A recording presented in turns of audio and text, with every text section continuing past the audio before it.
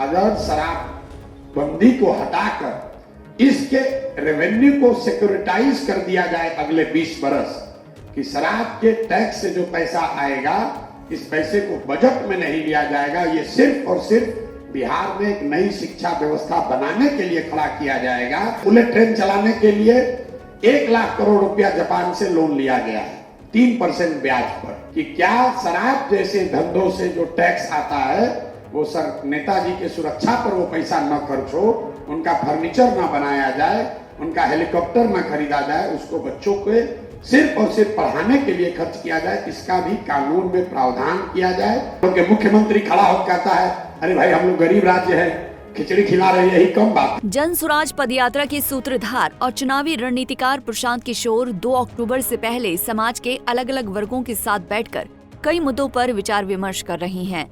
इसी कड़ी में प्रशांत किशोर ने पटना के ज्ञान भवन में बिहार के शिक्षाविद के साथ शिक्षा संवाद आयोजित किया। इस दौरान शिक्षा संवाद में प्रशांत किशोर ने अपनी बात रखते हुए एक महत्वपूर्ण बयान दिया है। पीके ने कहा कि यदि राज्य में शिक्षा व्यवस्था में बदलाव लाना है तो 5 करोड़ रुपए की अतिरिक्त पूंजी निवेश की जरूरत होगी। ये राशि 50,000 करोड़ रुपए के अतिरिक्त होगी जो अभी शिक्षा पर बिहार सरकार हर वर्ष खर्च कर रही है। वहीं प्रशांत किशोर ने इस पूंजी को जुटाने के लिए एक महत्वपूर्ण सुझाव दिया। पीके ने कहा कि शराबबंदी को हटाकर शराब के टैक्स से मिलने वाले राजस्व को अगले 20 वर्षों तक सिक्योरिटाइज किया जा सकता है। इस राजस्व का उपयोग बजट में नहीं किया जाएगा, बल्कि इसे बिहार में एक नई और सशक्त शिक्षा व्यवस्था स्थापित करने के लिए प्रयोग में लाया जाएगा। अगले 10 वर्ष का जितने इकोनॉमिस्ट से मैं बात कर रहा हूँ, करीब करीब 5 लाख करोड़ रुपए की जरूरत है अगर बिहार में शिक्षा व्यवस्था में आमूलचूल परिवर्तन लाना है। 5 lakh additional investment, capital investment चाहिए। This is over and above जो 50,000 करोड़ रुपया हर साल खर्च हो रहा है। तो अगर आपको 5 लाख करोड़ रुपया जमा करना है तो एक उपाय जो दिख रहा है, अगर शराब बंदी को हटाकर इसके रेवेन्यू को सिक्योरिटाइज कर दिया जाए अगले 20 बरस कि शराब के टैक्स से जो पैसा आएगा इस पैसे को बजट में नहीं लिया जाएगा, ये सिर्फ और सिर्फ बिहार में एक नई शिक्षा व्यवस्था बनाने के लिए खड़ा किया जाएगा।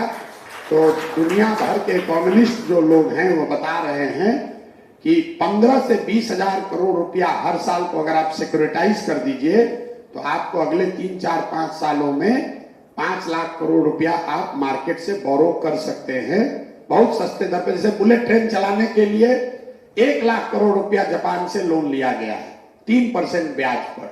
तो हम लोग को इस पर भी चिंता करनी चाहिए कि क्या शराब जैसे धंधों से जो टैक्स आता है वो सर नेताजी के सुरक्षा पर वो पैसा न खर्च हो, उनका फर्नीचर न बनाया जाए, उनका हेलीकॉप्टर न खरीदा जाए, उसको बच्चों के सिर्फ और सिर्फ पढ़ाने के लिए खर्च किया जाए, इसका भी कानून में प्रावधान किया जाए।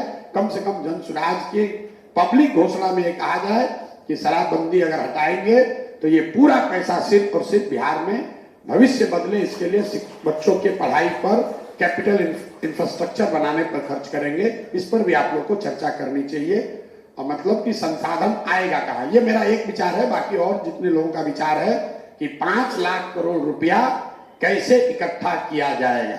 अभी तो जो पैसा है वो सैलरी देने में ही चला जा रहा है। 5 लाख करोड़ रुपया चाहिए अगर आप बिहार में बेहतर देश की सबसे अच्छी शिक्षा व्यवस्था बनाना चाहते हैं।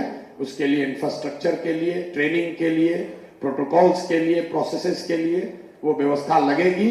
And we must get ambitious. कोई भी चीज अरे भाई बिहार गरीब राज्य है, हम लोग क्या कर सकते हैं, तो स्कूल दे दिए यही बहुत बड़ी बात है। इस माइंडसेट को हटाना जरूरी है। हम लोग के मुख्यमंत्री खड़ा होकर कहता है अरे भाई हम लोग गरीब राज्य है, खिचड़ी खिला रहे हैं, यही कम बात है। हम लोगों ने पहले ही मान लिया कि हमसे गिरा मरा हुआ आदमी कोई नहीं है इस देश में। हम लोग गिरे पड़े मरे नहीं हैं। बिल्कुल इस चीज को किया जा सकता है। मेरा अपना अनुभव है, अपना विश्वास है कि बिहार में सबसे बेहतर शिक्षा व्यवस्था खड़ी की जा सकती है। 10 बरस लगेगा। बता दें कि प्रशांत किशोर ने इस बात पर बल दिया कि शराब के टैक्स से आने वाला पैसा नेताओं की सुरक्षा, उनके हेलीकॉप्टर या फर्नीचर पर खर्च न होकर केवल और केवल बच्चों की शिक्षा के लिए खर्च होना चाहिए। उन्होंने सुझाव दिया है कि इस मुद्दे पर कानून में प्रावधान किया जाए और जन स्वराज के घोषणा पत्र में ये स्पष्ट किया जाएगा कि अगर शराबबंदी हटाई जाएगी तो इसका पूरा राजस्व बिहार के बच्चों की पढ़ाई और राज्य के भविष्य को बेहतर बनाने में खर्च किया जाएगा। पंजाब केसरी टीवी के लिए पटना से अभिषेक कुमार सिंह की रिपोर्ट।